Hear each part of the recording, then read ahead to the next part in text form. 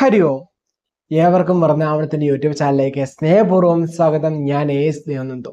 നമ്മൾ സംസാരിക്കുന്നത് നമ്മുടെ പുതുവർഷ ഫലമാണ് അല്ലെ. പുതിയൊരു വർഷത്തിലേക്ക് കിടക്കുകയാണ്. അപ്പൊ നമുക്ക് ഈ ഒരു വർഷത്തില് നമുക്ക് എല്ലാവർക്കും ഐശ്വര്യങ്ങളും സമ്പദ് സമൃദ്ധിയും ആയുരാരോഗ്യം ഒക്കെ ഉണ്ടാവണമെന്ന് നമുക്ക് ജഗദീശനോട് പ്രാർത്ഥിച്ചുകൊണ്ട് തന്നെ തുടങ്ങാം. അപ്പൊ എന്തൊക്കെ കരുതലുകളാണ് നമ്മൾ എടുക്കേണ്ടത്, എന്തൊക്കെ കാര്യങ്ങളാണ് നമ്മൾ അറിയേണ്ടത്? അപ്പം 1201 ചിങ്ങം 1 മുതൽ 1201 കർക്കിടകം 31 വരെയുള്ള ഫലമാണ് കേട്ടോ. അതായത് ഇംഗ്ലീഷ് വർഷത്തിൽ 2025 ഓഗസ്റ്റ് 17 മുതൽ 2026 ഓഗസ്റ്റ് 16 വരെയുള്ള ഫലമാണ് കേട്ടോ. ഒരു വർഷക്കാലത്തെ ഫലമാണ് നമ്മൾ പറയുക. അതുപോലെ തന്നെ ഈ വീഡിയോയുടെ അവസാന ഭാഗങ്ങളിൽ നമ്മുടെ കോഴ്സിന്റെ വിവരങ്ങൾ അല്ലെങ്കിൽ കോഴ്സിലേക്ക് എങ്ങനെ ജോയിൻ ചെയ്യാം എന്നുള്ള കാര്യങ്ങളൊക്കെ പറയുന്നുണ്ട്. അപ്പോൾ ഒരു വീഡിയോയെങ്കിലും പൂർണ്ണമായിട്ട് വീഡിയോ കാണാൻ ശ്രദ്ധിക്കുക കേട്ടോ. കർക്കിടക രാശി. പുനർദം കാല പൂയം ആയില്യം അടങ്ങുന്ന രണ്ടകാല നക്ഷത്രമാണ് കർക്കിടക രാശി എന്ന് പറയാം അല്ലെ. അപ്പൊ കർക്കിടക രാശിക്കാർക്ക് ഈ 1201 ആണ്ട് എങ്ങനെയുണ്ട് നോക്കാം. ഇവരെ സംബന്ധിച്ച് നോക്കുകയും വ്യാഴം 12 ജന്മത്തിലായി നിൽക്കുന്ന സമയമാണ്. ശനിയെ സംബന്ധിച്ച് 9 നിൽക്കുന്ന സമയവും, സർപ്പം 8 നിൽക്കുന്ന സമയവും, കേതു 2 നിൽക്കുന്ന സമയമാണ്. ഓക്കെ. ഇപ്പൊ നിങ്ങൾക്ക് തൊഴിൽ സംബന്ധമായിട്ടൊക്കെ നോക്കിക്കഴിഞ്ഞാൽ തൊഴിൽ കാര്യങ്ങളിൽ, ജോലി സംബന്ധമായ കാര്യങ്ങളിലൊക്കെ കൂടുതൽ ശ്രദ്ധ ആവശ്യമായി വേണ്ട സമയമാണ്. കാരണം നമ്മുടെ ശ്രദ്ധാകുറവ് മൂലം, നമ്മുടെ അശ്രദ്ധ മൂലം നമുക്ക് തൊഴിൽ സംബന്ധമായിട്ടുള്ള അപകടങ്ങൾ, വീഴ്ചകൾ, അല്ലെങ്കിൽ നമുക്ക് തൊഴിലിൽ ചില ബുദ്ധിമുട്ടുകളൊക്കെ ഉണ്ടാകാനുള്ള സാധ്യത നമുക്ക് തള്ളിക്കളയാൻ പറ്റില്ല. അതുപോലെ തന്നെ നമ്മൾ നോക്കുകയാണെങ്കിൽ ധനനഷ്ടങ്ങളൊക്കെ വരാനിടയുള്ള വർഷമാണ് ഈ ഒരു 1201 ആണ്ടെന്ന് പറയുന്നത്. അതുപോലെ തന്നെ നമുക്ക് ഇപ്പം നിൽക്കുന്ന പൊസിഷനിൽ ഡീപ്രൊമോട്ടായി സ്ഥാനചലനത്തിനൊക്കെ സാധ്യത പറയാവുന്ന സമയമാണ് ഈ വർഷം എന്ന് പറയുന്നത്. ബിസിനസ് ഒക്കെ ചെയ്യുന്നത് ശ്രദ്ധിക്കുക. പ്രത്യേകിച്ച് കണക്ക് കാര്യങ്ങളൊക്കെ ഒന്ന് ശ്രദ്ധിക്കുന്നതും പരിശോധിക്കുന്നതും ഉത്തമമായിരിക്കും കേട്ടോ. എന്നിട്ട് മറ്റൊരാളെ കുറ്റം പറയുന്നില്ല, മറ്റൊരാളെ കുറ്റപ്പെടുത്താൻ വേണ്ടി പറയുന്നതല്ല. നിങ്ങളുടെ ബിസിനസ്സാണ്. നിങ്ങളുടെ ബിസിനസ് എന്ന് പറയുന്നത് എന്താണ്?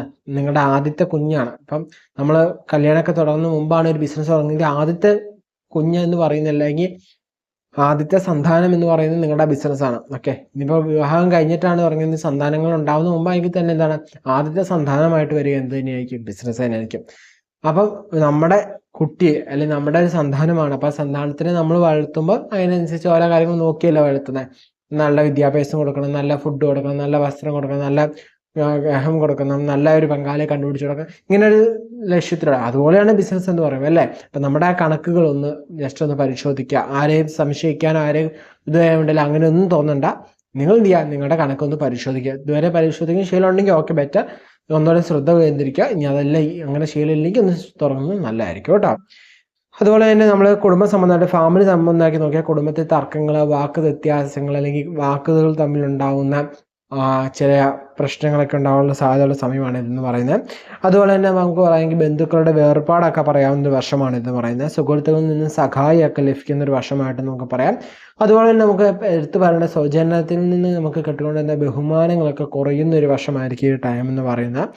അതുപോലെ തന്നെ നമുക്ക് ശത്രുഭീതി, അതുപോലെ തന്നെ നമ്മളുടെ ഒത്തിരി നമ്മുടെ വളർച്ചയിൽ, അല്ലെങ്കിൽ നമ്മുടെ ജീവിതത്തിൽ, നമ്മുടെ തൊഴിലിൽ, അല്ലെങ്കിൽ നമ്മുടെ കുടുംബജീവിതത്തിൽ, നമ്മുടെ കാര്യങ്ങളിലേക്ക് ഒത്തിരി അസൂയാക്കളുടെ ഒരു കടന്നുവരവൊക്കെ ഉള്ള സമയമായിരിക്കും ടൈം എന്ന് പറയുന്നത്. അതുപോലെ നോക്കിക്കഴിഞ്ഞാൽ മാനസികമായ ശാന്തി നേടാൻ വേണ്ടി ആത്മീയ കാര്യങ്ങളിലൊക്കെ ഒന്ന് ശ്രദ്ധ കേന്ദ്രീകരിക്കുന്നതൊക്കെ നല്ലതായിരിക്കും. അതുപോലെ തന്നെ നമുക്ക് നോക്കിക്കഴിഞ്ഞാൽ ഈ ടൈമിൽ നിങ്ങൾക്ക് പുറത്തുള്ളവർക്ക് കൂടുതലായിട്ട് സഹായങ്ങൾ ചെയ്യാൻ ഒരു ഹെൽപ്പിംഗ് മെൻറ്റാലിറ്റി ഒക്കെ തോന്നുന്ന ഒരു വർഷം തന്നെയായിരിക്കും ഈ ടൈം എന്ന് പറയുന്നത് കേട്ടോ. അതുപോലെ വിദ്യാർത്ഥികളെ സംബന്ധിച്ച് നോക്കുകയാണെങ്കിൽ നിങ്ങൾ പഠനകാലത്ത് കൂടുതൽ ശ്രദ്ധ കേന്ദ്രീകരിക്കുന്ന സമയമാണ്. വിദേശ യോഗം പറയാമെങ്കിലും അതിനും ബുദ്ധിമുട്ടുകളൊക്കെ പറയാവുന്ന വർഷം തന്നെയാണ് ഇതെന്ന് പറയുന്നത്. സോ കാര്യങ്ങളിലേക്ക് വിദ്യാർത്ഥികൾ പ്രത്യേകിച്ച് പഠനത്തിൽ തന്നെ കൂടുതൽ ഫോക്കസ് ചെയ്യുക. മറ്റുള്ള കാര്യങ്ങളിലുള്ള ശ്രദ്ധ ഒന്ന് കുറച്ചിട്ട് പഠനത്തിൽ കൂടുതൽ ശ്രദ്ധ കൊടുക്കുകയാണെങ്കിൽ നമുക്ക് എന്താണ് പരീക്ഷയിൽ വിജയമൊക്കെ പറയാവുന്ന ടൈം തന്നെയാണ് കേട്ടോ. അതുപോലെ ആരോഗ്യ സംബന്ധം നോക്കിക്കഴിഞ്ഞാൽ ആരോഗ്യ കാര്യങ്ങൾ ശ്രദ്ധിക്കണം ഈ വർഷം എന്ന് പറയുന്നത്. ചെറിയൊരു വർഷം വരുമ്പോൾ എന്താണ് നമ്മൾ കൃത്യമായ വൈദ്യ പരിശോധന നടക്കുക. പ്രത്യേകിച്ചും വാതപിത്ത സംബന്ധമായ രോഗങ്ങൾക്കൊക്കെയാണ് സാധ്യത എന്ന് പറയുന്നത്. അതുപോലെ സ്ട്രെസ്സൊക്കെ കൂടാൻ സാധ്യതയുണ്ട്. അതുപോലെ ഹൃദയ സംബന്ധമായ രോഗങ്ങളൊക്കെ വരാനുള്ള സാധ്യത നമുക്ക് തള്ളിക്കളയാൻ പറ്റില്ല. വാഹന കാര്യങ്ങളൊക്കെ കൈകാര്യം ചെയ്യുന്നവർ പ്രത്യേകം ശ്രദ്ധിക്കുക. യാത്രകളൊക്കെ ചെയ്യുന്നവർ ഒന്ന് ശ്രദ്ധിക്കുന്നതൊക്കെ നല്ലതാണ് കേട്ടോ. അപ്പോൾ ആ കാര്യങ്ങളൊക്കെ ഒന്ന് ശ്രദ്ധിച്ച് മുന്നോട്ട് പോകാമെങ്കിൽ വലിയ പ്രശ്നങ്ങളില്ലാതെ നമുക്ക് മുന്നോട്ട് പോകാൻ പറ്റും. അതൊരു 55 വയസ്സ് 60 വയസ്സ് മുകളിലേക്കുള്ളവർ ചിന്തിക്കുകയാണെങ്കിൽ നിങ്ങൾ കൂടുതലും ആത്മീയ കാര്യങ്ങളിലേക്കൊക്കെ ശ്രദ്ധ കേന്ദ്രീകരിക്കാൻ പറ്റിയൊരു ടൈം തന്നെയാണ്. കൂടുതൽ കുറേ ആളുകൾക്ക് താല്പര്യം സ്വയമേ തോന്നുന്ന ടൈം തന്നെയായിരിക്കും ഈ ടൈം എന്ന് പറയുന്നത്. അതുപോലെ തന്നെ വലിയ വലിയ ഇൻവെസ്റ്റ്മെൻറ്റ് കാര്യങ്ങളിലേക്കൊന്നും ഇപ്പം ചെന്ന് ചാടാതിരിക്കുന്നതായിരിക്കും കർക്കിടക രാശിക്കാർക്ക് അനുകൂലം എന്ന് പറയാം കേട്ടോ. ഇത്രയൊക്കെയാണ് പൊതുവായിട്ട് കർക്കിടക രാശിക്കാരുടെ ഫലം എന്ന് പറയാം കേട്ടോ. ഇത്രയൊക്കെയാണ് നമ്മുടെ ഈ ഒരു വർഷക്കാലത്തെ ഫലം എന്ന് പറയുന്നത്. നിങ്ങൾക്ക് മനസ്സിലായി എന്ന് വിചാരിക്കണം. അപ്പം നമ്മൾ ഈ ഒരു വർഷത്തിലേക്ക് കടക്കുമ്പോൾ നമുക്കറിയാം നമ്മൾ പല പല ആഗ്രഹങ്ങളും പല പല പ്രതീക്ഷകളോടൊക്കെയാണ് നമ്മൾ ഈ ഒരു ഫലം കേട്ടതും നമ്മൾ ഈ ഒരു വർഷത്തെ നോക്കി കാണുന്നതൊക്കെ അല്ലെ. അപ്പൊ ഫലങ്ങൾ എന്ത് തന്നെ ആയിക്കോട്ടെ, നമ്മൾ കൃത്യമായി നമ്മൾ ചെയ്യേണ്ട ഡ്യൂട്ടി കൃത്യമായി ചെയ്യാം. ദോഷഫലങ്ങളുള്ളവർ അതനുസരിച്ച് പരിശ്രമിക്കുകയും അതുപോലെ തന്നെ നമ്മളാൽ കഴിയുന്ന രീതിയിൽ ഈശ്വര പ്രാർത്ഥനയും അതുപോലെ തന്നെ ക്ഷേത്രങ്ങളിൽ പോകുമ്പോൾ നമ്മളാൽ കഴിയുന്ന യഥാശക്തി വഴിപാടുകളൊക്കെ കഴിപ്പിക്കുക കേട്ടോ.